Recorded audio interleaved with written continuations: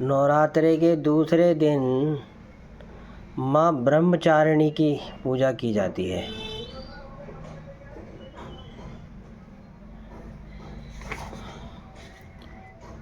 पूर्व जन्म में ब्रह्मचारिणी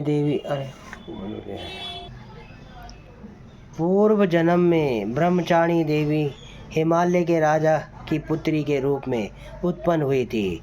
नारद जी के मार्गदर्शन से भगवान शिव को पति के रूप में पाने के लिए उन्होंने कठोर तपस्या की। इस तपस्या के फलस्वरूप उन्हें तपश्चारिणी या ब्रह्मचारिणी के नाम से जाना जाने लगा। उन्होंने 1000 वर्षों तक केवल फल फूल का सेवन किया और फिर 100 वर्षों तक केवल भूमि पर रहकर शाक का आहार किया। कुछ समय तक उन्होंने कठोर उपवास रखा और खुले आसमान के नीचे वर्षा और धूप की कठिनाइयों को सहन किया। 3000 वर्षों तक उन्होंने टूटे हुए बिल्व पत्र खाकर भगवान शंकर की आराधना की। इसके बाद उन्होंने सूखे बिल्व पत्र भी खाना छोड़ दिया। कई हजार वर्षों तक निर्जल और निराहार रहकर तपस्या करती रही, जिसके कारण उनका नाम अपर्णा पड़ा। कठिन तपस्या के परिणाम स्वरूप देवी का शरीर अत्यंत दुर्बल हो गया।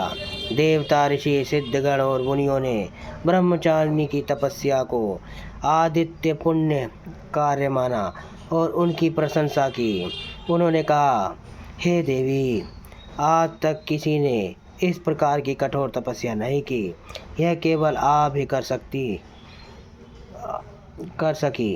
आपकी इच्छाएं अवश्य पूरी होंगी और भगवान चंद्रमौली शिव जी आपको पति के रूप में प्राप्त होंगे।